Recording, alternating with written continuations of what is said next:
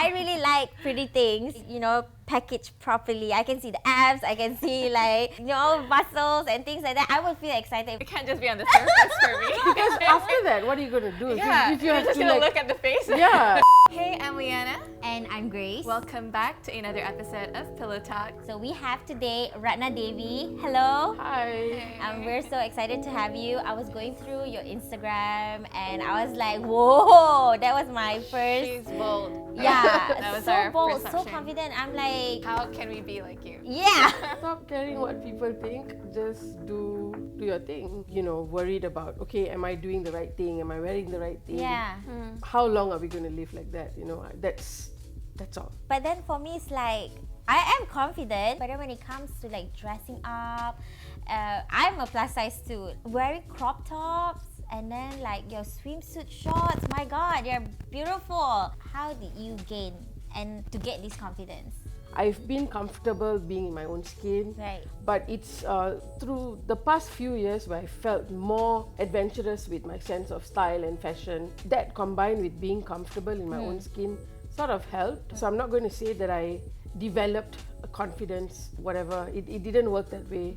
It was being comfortable, being yourself, and sort of finding who I really was and who I am, and that authenticity part of me. So you're fashionable, and that's why I think you're perfect about this topic. Does look matter? Because is it equivalent to, looks? I don't think it goes hand in hand. Fashion is like one aspect of yourself, and looks is something you can't really kind of help. You're either born with it or you're not. I don't know if you get more credibility based on fashion more than looks. I feel like with looks, people are more like, oh, you're so beautiful or you're so pretty. And you can just dress simple and people still say you're beautiful. And then for girls who think they are not as attractive, even though they have to put so much effort just to get that compliment from people. I kind of agree. Okay, but before we start all this, can you tell us a little bit of what your dating life is like? It's basically quite dry.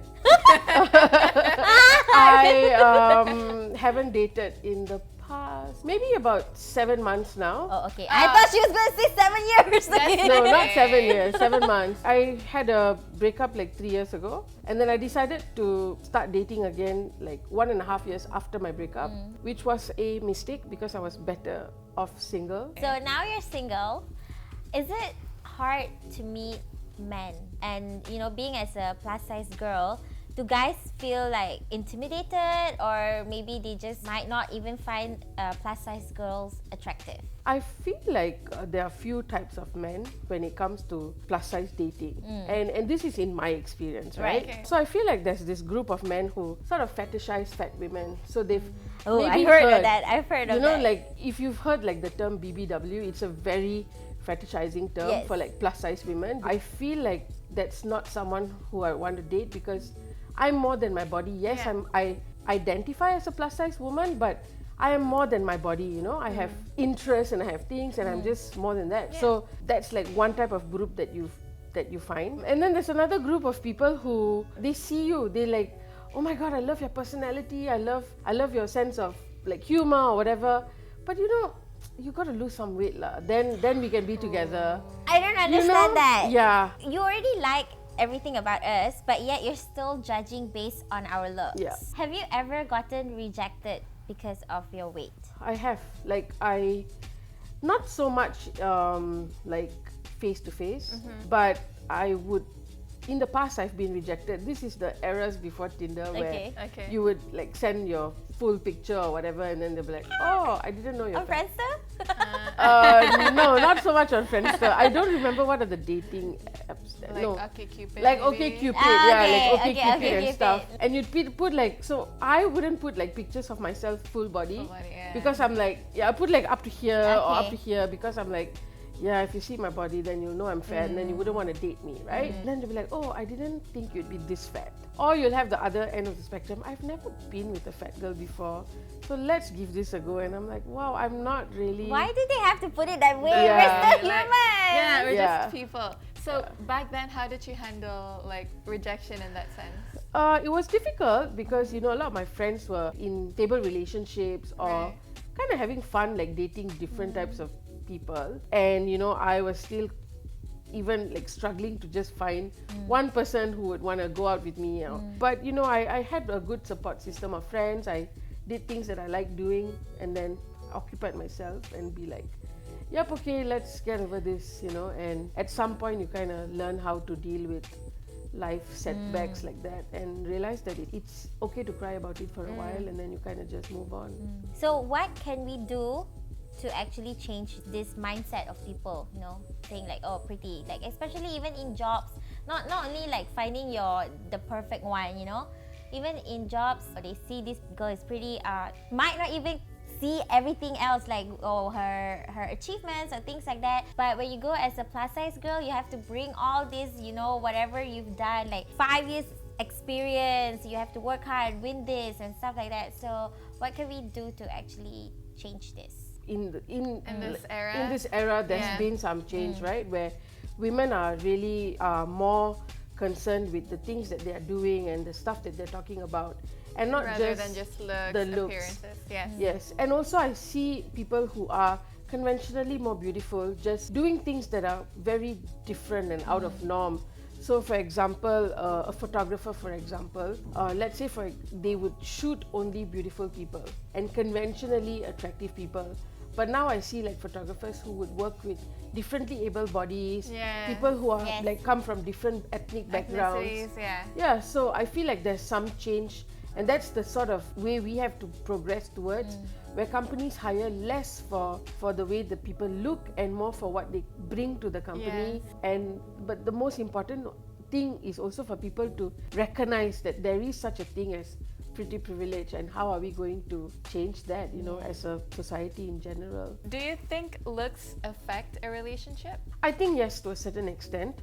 I think we're just designed that way, where there's a law of nature, attraction, all of that. How does the look affect you in that relationship? It's basically like you said, when people let go of themselves. So I think there is like a sort of like a pressure to keep yourself looking a certain way. Maybe the focus should be less on how somebody looks and more about how two people interact with each other and how you treat each other. Would you have sex with someone who's not that good looking, but you like them? I mean, looks matter to a certain degree for me, or certain extent, but it's not the only thing that will make me go out with someone. I like that you're open about it, because like, okay, I'm quite shallow. I really like pretty things and like, you know, packaged properly. I can see the abs, I can see like, you know, muscles and things like that. I would feel excited if I see a guy and he's like that.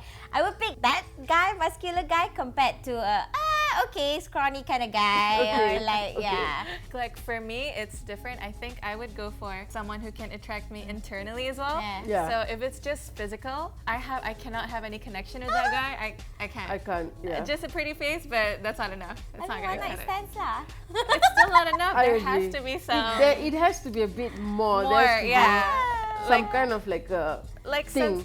Something that maybe you click through, you know, like having the same mindset or sense of humor or whatever. It just has to be, it can't just be on the surface for me. Because after that, what are you going to do? If you you're have just to going to like, look at the face. you have to have an awkward lunch or like I kind of want to just stare at a person, like, okay, good. It's your thing. To each your own. It's fine, Do you think confidence overcomes beauty? I don't view myself as someone who is conventionally attractive or beautiful. So for me, I feel like it's... But you're very confident.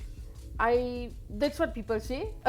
I'm not confident in who I am all the time. I have my days. You know, there are days where I don't feel very confident. I'm still shy and timid, right? But I feel like you live only once, and if there's someone that you feel like you really want to get to know, or you're very attracted to this person and you're never going to see him again, you're in a holiday somewhere, just go. Like, it's okay. I mean, the worst is just being rejected. It's okay. If you know that person, should you still go up to them and like... If you don't mind being said no to, it's okay. It's fine. Okay, he's not telling you like get lost. He's like, okay, I'm not really interested. Okay, cool, bye. Just find someone new. That's true. That's true. Then you can move on. Okay. So do you have any tips for those girls who are worried about the way they dress, like who are worried, who are scared to just put themselves out there? If you wear crop top. Crop top or whatever it is. The first thing is to dismantle the ideas that you have about your body that people have given yes. to you. Yes. Dismantle your own ideas about how your body should look like. This is how your body looks. Are you going to wait till your body changes before you wear something that is fun? It's actually pretty straightforward, but I think it's really important that we get that. And I think it's not just about being plus size. Like for me, I have had my insecurities with like my skin, you know, sometimes. So with people who are dealing with different types of insecurities, they just have to put it out of their heads that they have to look a certain way to be okay to wearing some type of clothing, you know? You can just wear whatever you want and just live that life. Yeah. Do you have any last words for girls to be confident in their own skin when, you know, especially when they meet people? You know, work from a space where it's not about your looks. Your looks are part of you, but it's not the entire thing about you. You have other things too. You could be a funny person, you could have a lot of talents, you could be someone who is so knowledgeable. Those are the things that you work to like building, but it's not all about you. It's not everything about you. You don't need to change your face or your shape just to look attractive to someone else. I feel like when a guy can appreciate you when you look at your most like natural, your most natural state. And not just that, like to the extreme point, I think even FaceTiming someone, it's like, oh, hold on, I need to look for my earphones and then makeup. Exactly. Yeah. I'm guilty, I've done that. Yeah, before. I've done that too. I think all girls have done that. I think it's normal. It's normal, yeah. It's only toxic when force you to do Forcing something. it, Yeah. because Yeah. usually we do it out of our own. Yeah. Like, yeah, we So you want to look good. Thank you so much. Thank you so much, Ratna. I think we Ratna. learned a lot today, definitely. And then on how important it is to just live ourselves. Yeah, and wear that crop top if you want to. Yeah. Just what people say.